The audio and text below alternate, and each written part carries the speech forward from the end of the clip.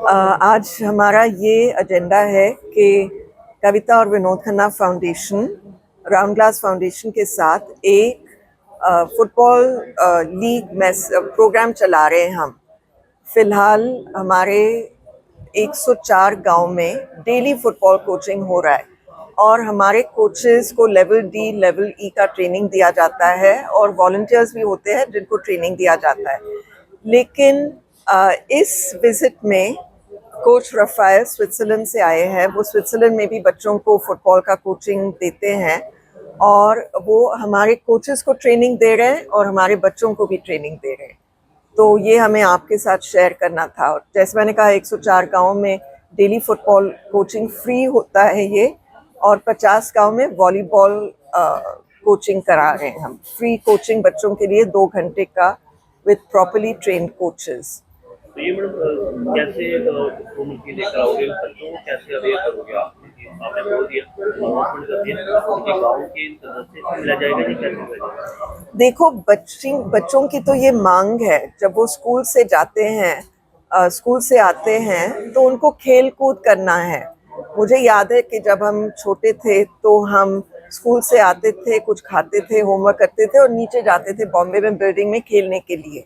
तो ये बच्चे ग्राउंड में जाते हैं और दुख की बात ये है कि इसी ग्राउंड में वो ड्रग्स जो आ रहे हैं ड्रोन्स द्वारा, और मैंने सुना है अभी प्रेस आप ही लोग कह रहे थे कि रोज 500 किलोग्राम हेरोइन आ रहा है जिसका 2 टन स्मैक बन रहा है।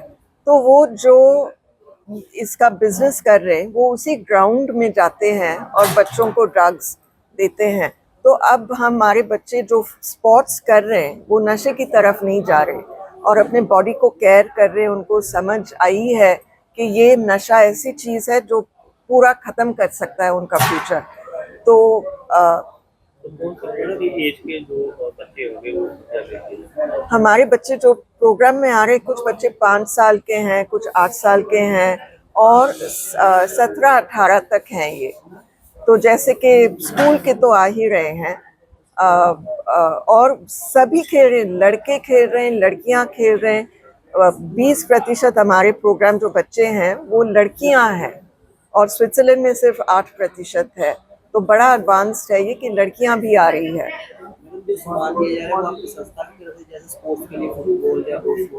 जी जी, फिलहाल फुटबॉल्स हम दे रहे हैं, लेकिन हमने अभी शुरुआत की है मैंने 2 साल पहले।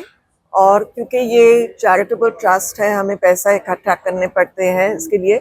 और मेरा ये मकसद है कि अभी तो गुरदासपुर में 100 गांव, मोटा मोटा 100 गांव में हम ये चला रहे हैं। मुझे विनोद जी की याद में उनके हलके में जहाँ 1200 गांव है, मैं चाहती हूँ कि 1200 गांव में रोज 2 घंटे, कम से कम 2 घंटे का ट्रेनिंग हो हमारे बच्चों के लिए।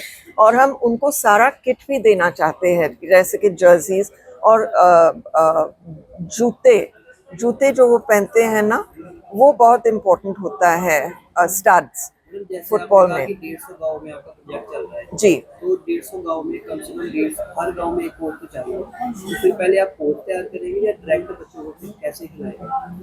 नहीं, वो बच्चे आते हैं ग्राउंड पे और वो स्किल्स होती है ना, जैसे कोई रूल्स होते हैं या कोई इंपॉर्टेंट चीजें होती हैं जो बच्चों को नहीं पता, वो तो वहाँ हमारे कोचेस भी है। ऐसा नहीं कि वो सिर्फ आ रहे वहाँ पे। हमारे लेवल डी और लेवल ई के ट्रेंड कोचेस हैं, उनको सपोर्ट करने के लिए वॉलंटियर्स हैं। तो उनको पूरा ट्रेनिंग दिया जाता है कोचेस को। और कोच रफायल अभी कोचेस को भी कोच कर रहे हैं कि उनका कोचिंग ज़्यादा बेहतर कैसे हो। और तो वो कोचेस प्रोफेशनल कर रहे हैं। इसीलिए उन्होंने, कोच रफायल ने कहा कि वो बिल्कुल ताज्जुब लगा उनको कि इतना अच्छा खेल रहे हैं हमारे बच्चे, इतने अच्छे स्किल्स हैं उनके। सारा खर्चा फाउंडेशन करेगी? जी, सारा खर्चा हम करते हैं। अभी तक कितने गाँव में ये चल रहा है? हम स्पॉन्सर कर रहे हैं कुल मिलाकर वॉलीबॉल और फुटबॉल 150 गाँव। कितने बच्चे हैं? 3,500 से ज़्यादा है। मैडम इतने 1200 के करीब गाँव में आपने बोला है, तो अकेली फाउंडेशन कर पाएगी या सहयोग चाहिए होगा सरकार? हम करेंगे। हम तो सबका कोऑपरेशन, सबका पार्टनरशिप चाहते हैं। जब भी मैंने काम किया है और मैंने बहुत पॉलिसी लेवल पे और पब्लिक स्पेस में काम किया है, तो मैंने हमेशा जो मैं कहती हूँ क्रॉस सेक्टरल पार्टनरशिप्स, तो 3 सेक्टर्स होते हैं। एक तो है चैरिटेबल ट्रस्ट, तो नॉट फॉर प्रॉफिट, एक है फॉर प्रॉफिट कंपनीज और इंडस्ट्रीज जो प्रॉफिट के लिए काम करते हैं, और एक है गवर्नमेंट। जब तीनों मिल के काम करते हैं तो फिर काम बनता है। तो हम गवर्नमेंट का भी सपोर्ट लेंगे, हम इंडस्ट्री का भी सपोर्ट लेंगे, और जितने जैसे हमारा पार्टनरशिप है राउंड ग्लास फाउंडेशन के साथ, तो सभी के साथ हम जोड़कर काम करना चाहते हैं। I think it's great. I was very, I had a warm welcome from everyone.